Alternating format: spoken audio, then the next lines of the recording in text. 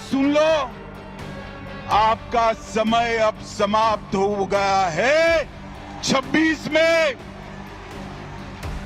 में भारतीय जनता पार्टी की सरकार बनने वाली।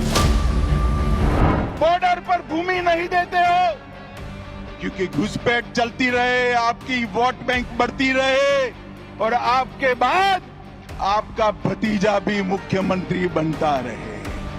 भाइयों बहनों, ये होने वाला नहीं। आने वाले चुनाव में ऑपरेशन सिंदूर पर सवाल उठाने वाली ममता जी को सिंदूर की कीमत बंगाल की माताएं बहनें जरा समझा दे। सिंदूर का अपमान करने का क्या मतलब।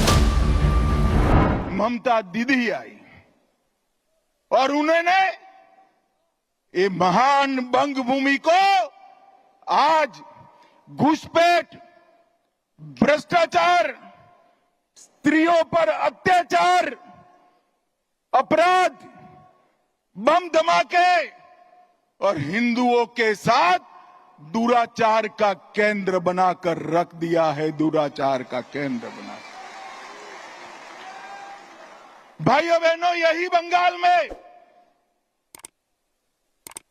चुनावी हिंसा सेशन के बाद, जब टीआर सेशन सीईसी बने, उसके बाद पूरे देश में चुनावी हिंसा बंद हो गई। मगर ये बंगाल है जिसमें चुनाव के वक्त और दीदी को विजय मिलने के बाद सैकड़ों भारतीय जनता पार्टी के कार्यकर्ताओं को मौत के घाट उतार दिया जाता है।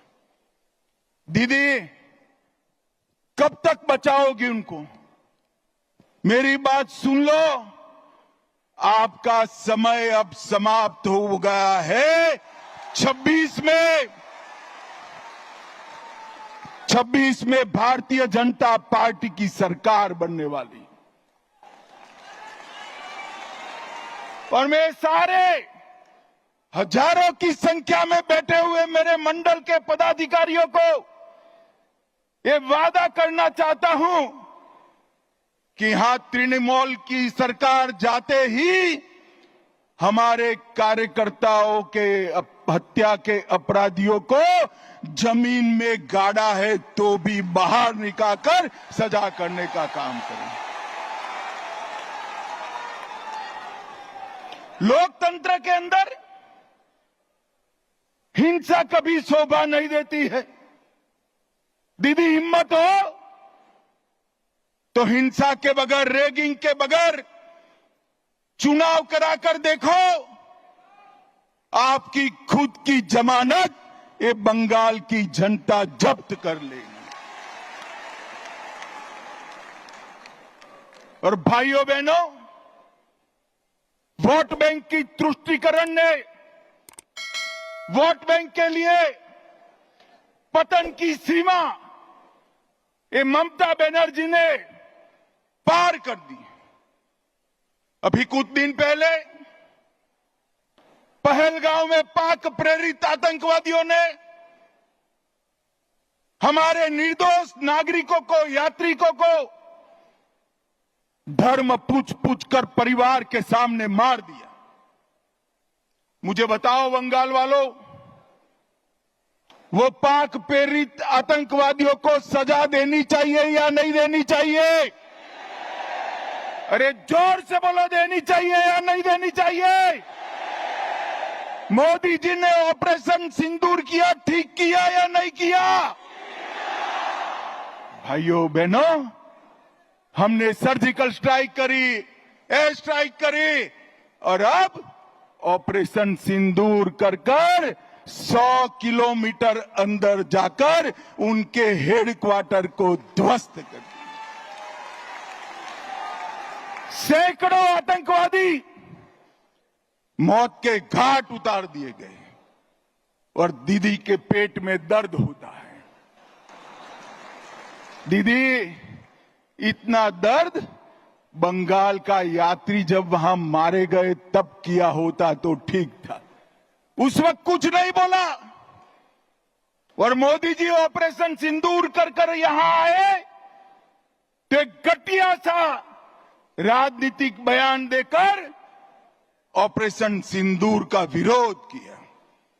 मैं आज ममता दीदी को कहने आया हूं, आपने ऑपरेशन सिंदूर का विरोध नहीं किया।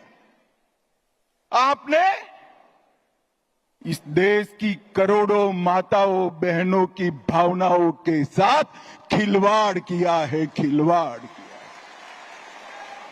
और मैं बंगाल की मातृशक्ति को भी अपील करने आया हूं, आने वाले चुनाव में ऑपरेशन सिंदूर पर सवाल उठाने वाली ममता जी को सिंदूर की कीमत बंगाल की माताएं बहनें जरा समझा दे, सिंदूर का अपमान करने का क्या मतलब होता है। भाइयों बहनों, 1990 से ये देश आतंकवाद झेलता है। 40,000 से ज्यादा लोग आतंकवाद की भेंट चढ़ गए। ये कांग्रेस की सरकारें, यूपीए की सरकारें, इंडिया अलायंस की सरकारें, जिसमें ममता बनर्जी भी मंत्री थी, कुछ नहीं करती थी। नरेंद्र मोदी सरकार आने के बाद गोली का जवाब गोले से देने की शुरुआत नरेंद्र मोदी ने। और ममता जी, आप जितना पक्ष लेना है उतना पाक प्रेरित आतंकवादियों का पक्ष ले लो। मैं बताकर जाता हूं, ये नरेंद्र मोदी सरकार है, ये भारतीय जनता पार्टी की सरकार है। ऑपरेशन सिंदूर समाप्त नहीं हुआ है। अब कोई भी हिमाकत करेगा तो उसको उतनी ही मजबूती के साथ जवाब देने का काम नरेंद्र मोदी जी करेंगे। और ये ममता जी है जिनको इसके लिए धन्यवाद करने का भी शिष्टाचार नहीं आता। भाइयों बहनों, आगामी चुनाव में यहां बैठे हुए सभी मंडल के पदाधिकारियों का मेरा विनती है कि बंगाल का चुनाव सिर्फ बंगाल का भविष्य नहीं तय करता है। बंगाल का चुनाव देश की सुरक्षा के साथ जुड़ा हुआ चुनाव, क्योंकि ममता बनर्जी ने हमारे देश की सीमाओं को बांग्लादेशियों के लिए खुला कर दिया है। इनके आशीर्वाद से घुसपैठ हो रही है। मुझे बताओ मित्रों, घुसपैठ रोकनी चाहिए या नहीं रोकनी चाहिए? जोर से बोलो, रोकनी चाहिए या नहीं रोकनी चाहिए?